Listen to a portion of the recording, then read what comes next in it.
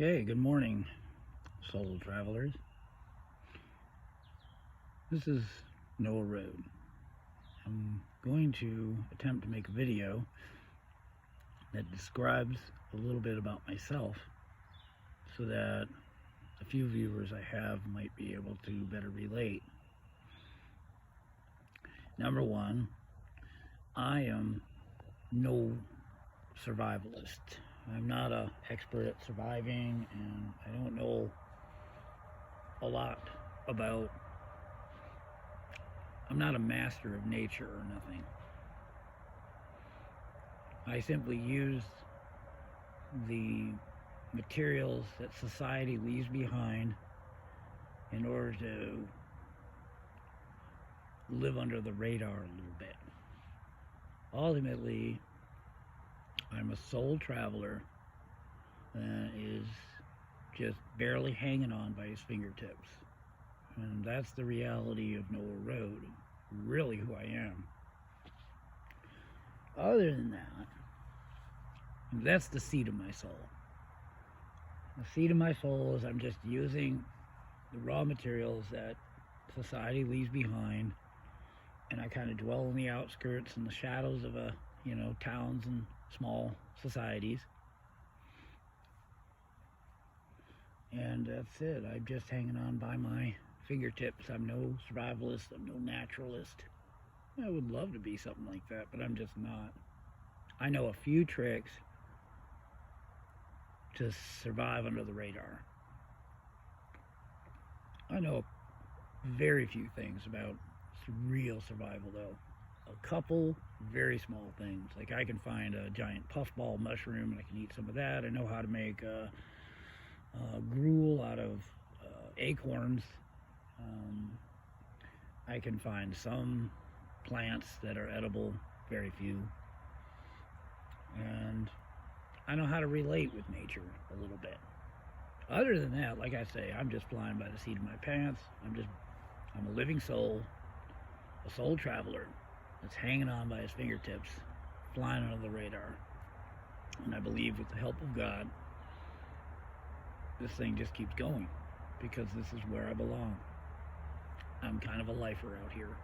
At least that's what I feel at the moment. That could change. Plans do change, especially on Noah Road, because I'm walking the highway tightrope here. Moving on to the next, that's the seed of my soul. Moving on a little bit away from that, how does Noah Road branch out, and how does he see the political arena, the social arenas that are, quite the topic in entertainment, in news, things that we're becoming more and more used to.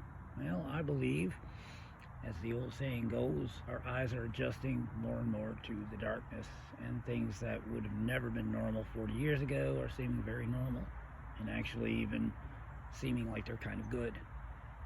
But what I ultimately believe everything is, especially on a political platform, and especially in regards to national or state level, it's all controlled opposition. All of it.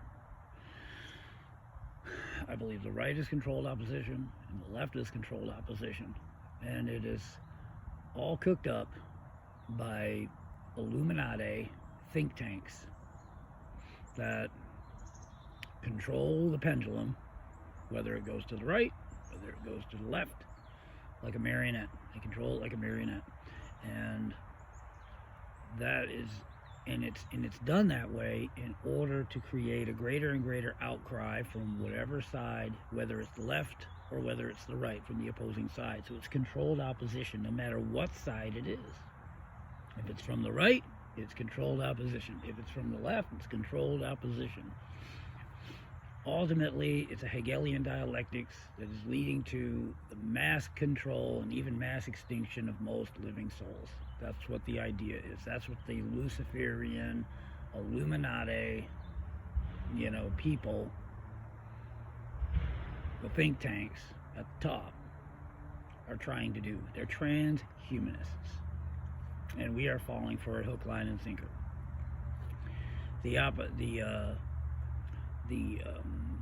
the terrible relations between police and citizens.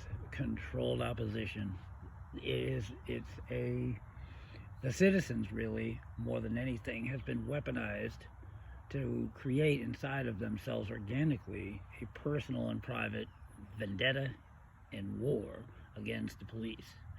And when people have encounters with the police, they're becoming more and more unpleasant. And that is not because the police are cooking this up. It's because of the crazy criminals that are on the rise more and more. And on top of the criminals, the police have to deal with the private and personal war that, sovereign citizen types are, declaring on them. So that is a left-right pendulum, controlled opposition, either side no matter what side of the swing.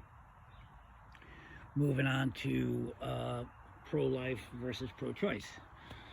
The pro-lifers, admittedly, the most famous ones, are literally making a living at being pro-life.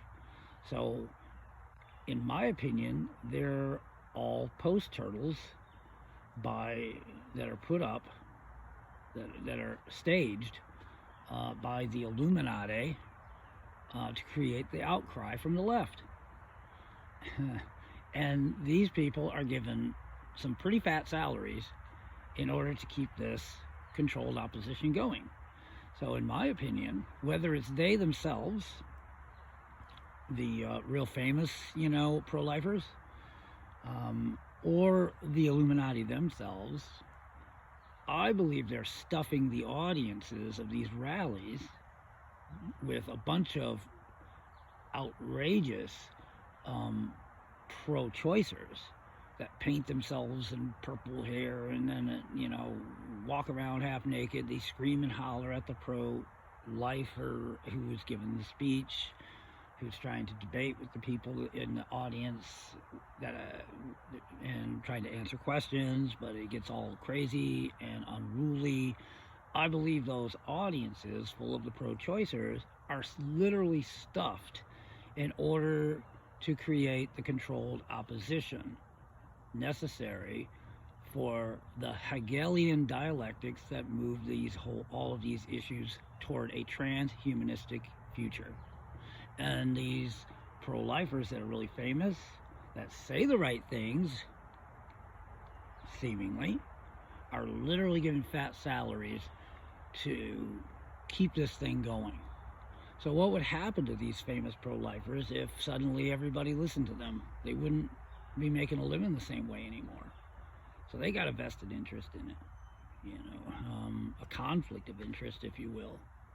But they're definitely post-turtles that are put there by the Illuminati. This is how I see it. Most people, hook, line, and sinker, fall for this stuff.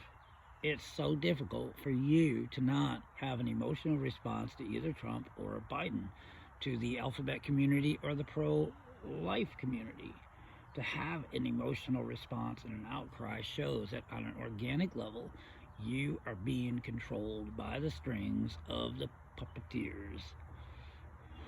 And this is a very, very serious thing. If you have a heated response towards police, for instance, you are being controlled and weaponized by the Illuminati. This is where Noah rode. This is where I always come from. This is how I filter everything. Why? Because I'm a living soul. I'm not an NPC. If you don't know what NPC is, type it into your search engine. There's living souls, there's NPCs. I don't believe in the rabbit hole of these NPC content creator YouTube platforms. You know what I'm saying? They go way too far and say that everything's just an artificial simulation. And we are the living souls that are just playing a game in order to purge dualism from out of ourselves, out of our innermost self. We're here to do the shadow work, and once it's over, we'll wake up in the halls of Amente where we're really just kind of sleeping, and all of this stuff we'll realize was just a simulation all along, and it will dissolve, and we will live forever. And all of the NPCs are needed in order to make it turn it into a very convincing simulation. These are the people that are basically software programs that you interact with, and they're like, and you're wondering, why are they empty souls? Why don't they get me? Why is there no sympathy? Why is there no curiosity with these people? Why is it that when I'm talking, they just can't wait for it to be their turn to talk? And there's no curiosity, there's no sympathy with what you're saying, and there's no growth. No matter what it is, they seem to be narcissistic, and they stay with the same mundane reality reinforcement pattern year after year every time you meet them, and you feel drained of your energy. This I do believe is true, but only in a figurative sense. So with that said, I believe that Noah Road is a living soul. I am a soul traveler, and this platform is mostly designed by me as or the thoughts that are going into it, my hope for it. It's mostly a video diary for myself and for other people who, care about me, who are in other parts of the country. And, because of the person that I am, I have a hard time relating to a normal life. I can't just be as normal enough to go back to where I'm from, to my roots, and be close to people that do know me. And I'm just gonna, leave it at that. In a way, I'm kind of a lifer out here. At least that's what it seems at the moment. So, yeah, I'm not a survivalist.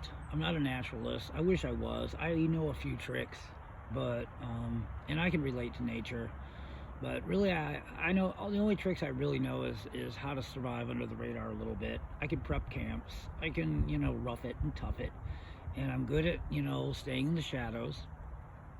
And I'm really just a soul traveler that's barely hanging on by his fingertips, And I was hoping that there could be people who could relate to what I'm saying, who could actually leave soul traveler, living soul comments, and we can kind of circle up a little bit, and we can have a little platform to relate to one another and perhaps support one another. So if this makes sense to you and you feel you could relate to me, you could leave a comment.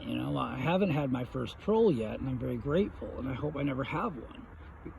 Every channel at one point gets plagued with a pernicious little troll, or two or three. Heaven forbid that ever happen. But if you're a living soul and you can relate to what I'm saying, I'm into it. As long as you're not a flat out atheist, that's something I can't work with, because in my opinion, creation is self-evident. I'm not going to say I believe every little detail of my personal, religious bias, my sacred scriptures. I don't know if sacred scriptures are maybe something spiritual being conveyed. It could be something mystical, you know what I'm saying? Regardless.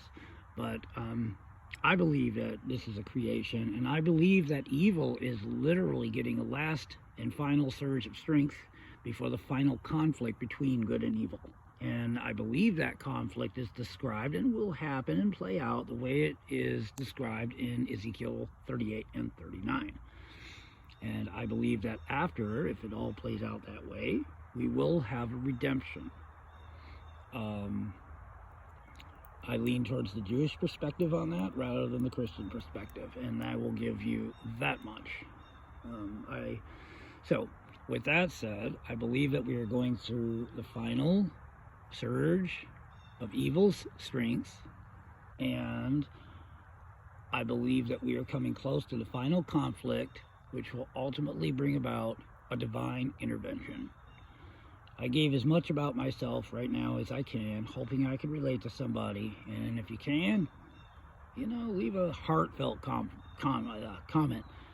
Not like, hey, nice woods. Hey, cool, man. Something from the heart. And maybe we can circle up and we can, relate to one another and perhaps support each other as we, as soul travelers, go through this thing together, and maybe we could work on ourselves at the organic level with that support. Well, with that said, no road, over and out for now.